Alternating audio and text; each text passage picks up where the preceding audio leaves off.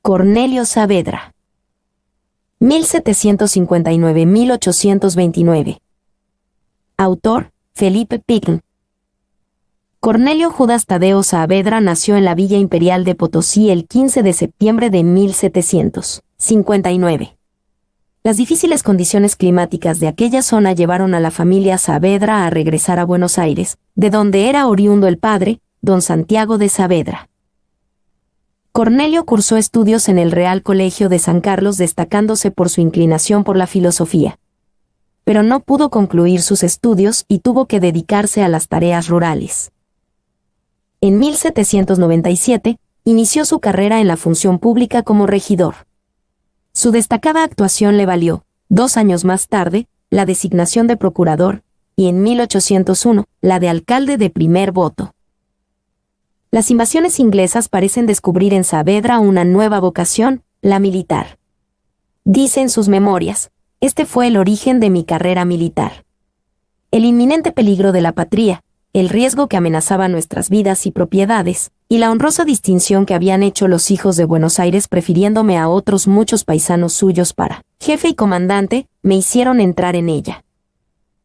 Durante las invasiones inglesas, el cuerpo de patricios, el más importante de la capital virreinal, lo eligió como comandante.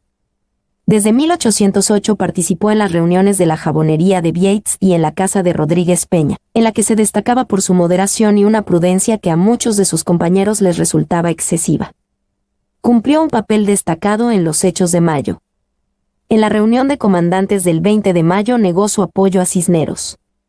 2 días después, en el Cabildo Abierto del 22, votó a favor de la destitución del virrey. Fue designado presidente de la Junta formada el 25 de mayo, pero su nuevo cargo no parecía agradarle demasiado, según lo cuenta en sus memorias. Con las más repetidas instancias, solicité al tiempo del recibimiento se me excuse de aquel nuevo empleo, no solo por falta de experiencia y de luces para desempeñarlo, sino también porque habiendo dado tan públicamente la cara en la revolución de aquellos días no quería se creyese. Había tenido particular interés en adquirir empleos y honores por aquel medio. A pesar de mis reclamos no se hizo lugar a mi separación. El mismo Cisneros fue uno de los que me persuadieron aceptase el nombramiento por dar gusto al pueblo. Tuve al fin que rendir mi obediencia y fui recibido de presidente y vocal de la excelentísima Junta. Por política fue preciso cubrir a la Junta con el manto del señor Fernando VII, a cuyo nombre se estableció, y bajo de él expedía sus providencias y mandatos. El presidente Saavedra chocará muy pronto con su secretario de Guerra y Gobierno, Mariano Moreno. Moreno encarnaba el ideario de los sectores que propiciaban algo más que un cambio administrativo. Se proponían cambios económicos y sociales más profundos. Pensaban que la revolución debía controlarse desde Buenos Aires.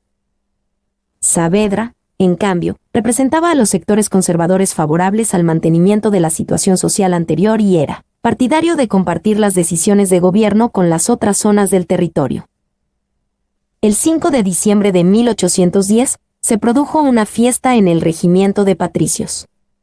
Uno de los asistentes, que había tomado algunas copas de más, el capitán Atanasio Duarte, propuso un brindis por el primer rey y emperador de América, don Cornelio Saavedra, jefe del regimiento, y le ofreció una corona de azúcar que adornaba una torta a doña Saturnina, esposa de Saavedra.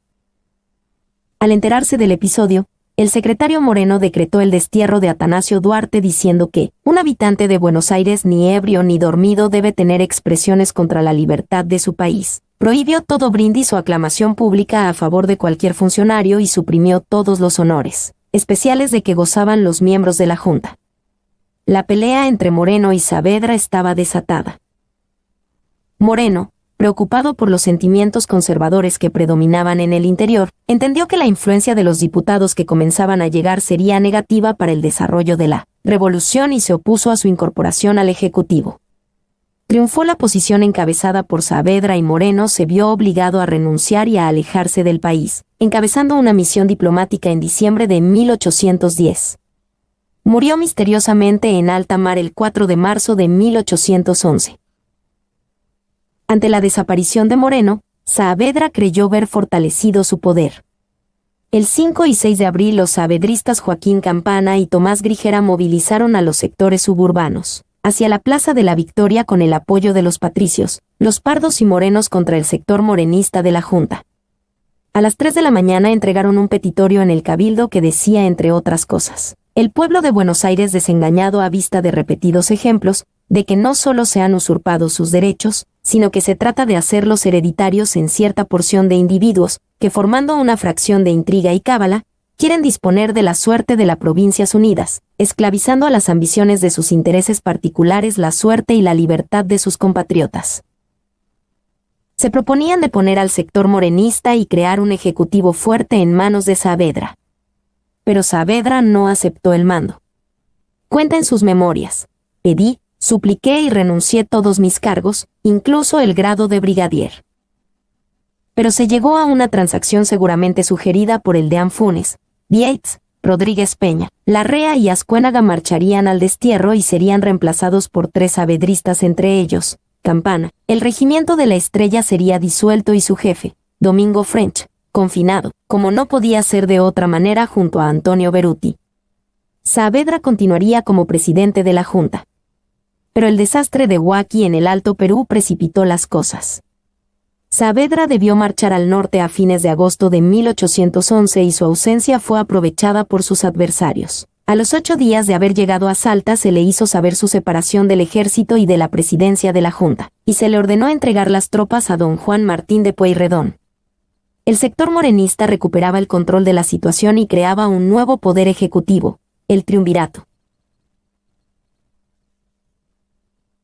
El 6 de diciembre de 1811, los patricios se sublevaron en defensa de su antiguo jefe. Pidieron que volviera Saavedra y que renunciara el coronel Belgrano, designado como nuevo comandante del regimiento. El triunvirato arma una doble estrategia. Por un lado, negociar y, por otro, rodear el cuartel para intervenir en cualquier momento. Hubo varios mediadores, entre ellos, Juan José Castelli, el orador de la Revolución, que estaba arrestado en el propio cuartel tras haber sido sometido a juicio por la derrota del Desaguadero.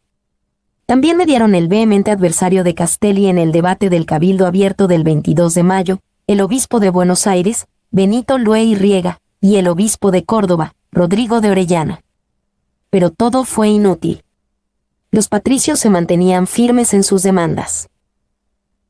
Uno de los amotinados, el soldado de origen inglés Richard Nomfres, en un rapto de exaltación, comenzó a proferir insultos y disparó un cañonazo contra las tropas que estaban apostadas frente al regimiento.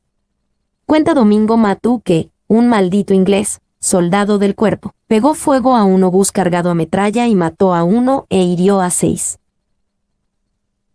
La respuesta no tardó en llegar. El saldo del combate fue de 8 muertos y 35 heridos. Pero Rivadavia y el triunvirato no iban a dejar las cosas así. Instruyeron un proceso sumario. Por razones de seguridad, fueron expulsados los diputados del interior. El deán Funes fue detenido sospechado de complicidad con los rebeldes. Los implicados negaron durante el juicio toda intención política y recordaron sus planteos iniciales. Pero nadie les creyó y en la sentencia se hablaba de un movimiento popular que se tramaba. A 20 de los implicados se los condenó a cumplir penas que iban de 4 a 10 años de prisión en Martín García.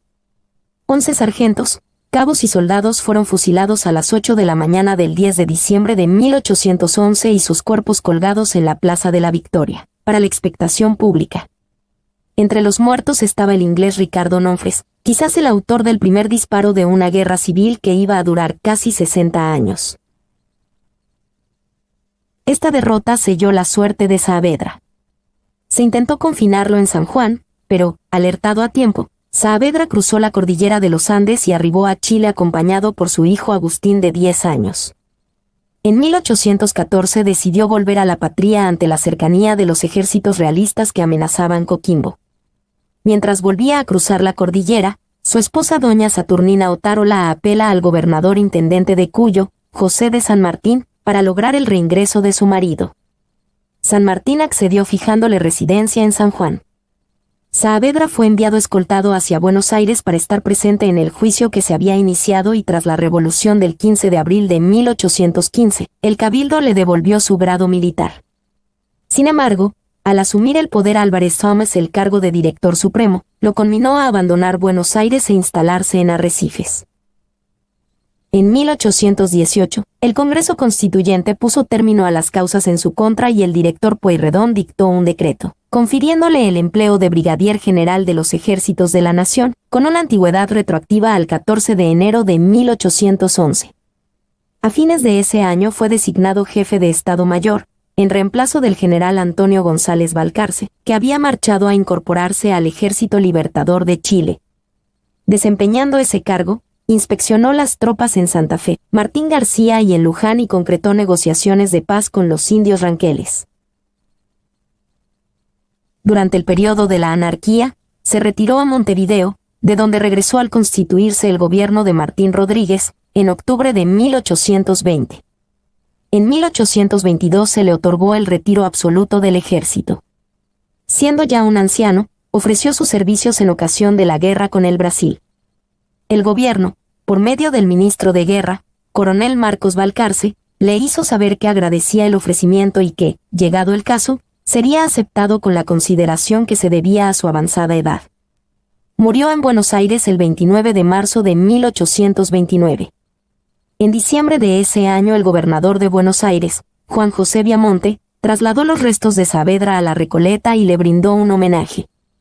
En el decreto decía: el primer comandante de patricios, el primer presidente de un gobierno patrio, pudo solo quedar olvidado en su fallecimiento por las circunstancias calamitosas en que el país se hallaba, pero después que ellas han terminado, sería una ingratitud negar al ciudadano tan eminente el tributo de honor debido a su mérito y a una vida ilustrada con tantas virtudes que supo consagrar entera al servicio de la patria.